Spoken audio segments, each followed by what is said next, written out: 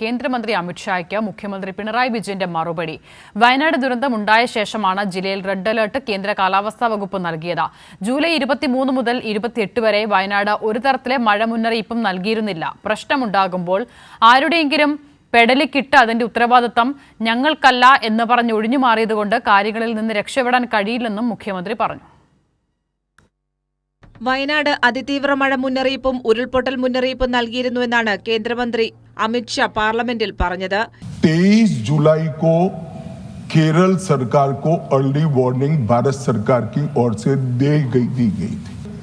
26 तारीख को मान्यवर ये कहा गया कि 20 सेंटीमीटर से ज्यादा वर्षा होगी, भारी वर्षा होगी, लैंडस्लाइड होने की संभावना है, मड भी रस होकर आ सकता है और लोग इसके अंदर दबकर मर भी सकते हैं. എന്താണ് അതിന്റെ വസ്തുത എന്നത് തെളിവ് സഹിതമാണ് മുഖ്യമന്ത്രി വിശദീകരിച്ചത്. ജൂലൈ 23 മുതൽ 28 വരെ ഓരോ ദിവസവും കേന്ദ്ര കാലാവസ്ഥാ വകുപ്പ് കേരളത്തിന് നൽകിയ മഴ മുന്നറിയിപ്പ് പരിശോധിച്ചാൽ അതിൽ ഒരു ദിവസം പോലും അതിശക്തമായ മഴ സാധ്യതയായ ഓറഞ്ച് അലർട്ട് പോലും നൽകിയിട്ടില്ല എന്നതാണ് വസ്തുത.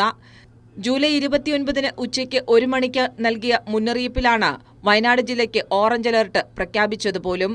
വയനാട്ടിൽ ഉരുൾപൊട്ടൽ ഉണ്ടായതിനു ശേഷം ജൂലൈ 30 അതിരാവിലെ 6 മണിക്ക് മാത്രമാണ് വയനാട്ടിൽ അതിതീവ്ര മഴയ്ക്കുള്ള സാധ്യതയും റെഡ് അലർട്ടും പ്രഖ്യാപിക്കുന്നത്. ജിയോളജിക്കൽ സർവേ ഓഫ് ഇന്ത്യ ഉച്ചയ്ക്ക് 2 മണിക്ക് നൽകിയ മണ്ണിടിച്ചിൽ, ഉരുൾപൊട്ടൽ ഇവ സംബന്ധിച്ച വയനാട് ജില്ലയ്ക്കുള്ള 30-ാം തീയതിക്കും 31-ാം തീയതിക്കുമുള്ള മുന്നറിയിപ്പിൽ പച്ച അലർട്ടാണ് നൽകിയിരിക്കുന്നത്.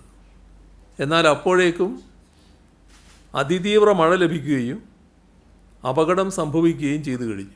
കേന്ദ്ര ജല കമ്മീഷനാണ് പ്രളയ മുന്നറിയിപ്പ് നൽകാൻ ഉത്തരവാദിത്വപ്പെട്ട സ്ഥാപനം. എന്നാൽ ജൂലൈ 23 മുതൽ 29 വരെയുള്ള ഒരു ദിവസം പോലും ഇരുവഴിഞ്ഞിപ്പുഴയിലോ ചാലിയാറിലോ പ്രളയ മുന്നറിയിപ്പ് പുറപ്പെടുവിച്ചിട്ടില്ല. പഴിചാരേണ്ട ഒരു ഘട്ടമായിട്ടല്ല ഇപ്പോൾ ഇതിനെ ഞാൻ കാണുന്നത്. ഇങ്ങനെ ചില പ്രശ്നങ്ങൾ ഉണ്ടാകുമ്പോൾ ആരെയെങ്കിലും പടലിക്കിട്ട് അതിൻ്റെ ഉത്തരവാദിത്വം ഞങ്ങൾക്കല്ല എന്ന് പറഞ്ഞ് ഒഴിഞ്ഞു മാറിയത് കൊണ്ട് കാര്യങ്ങളിൽ നിന്ന് രക്ഷപ്പെടാൻ കഴിയുമോ?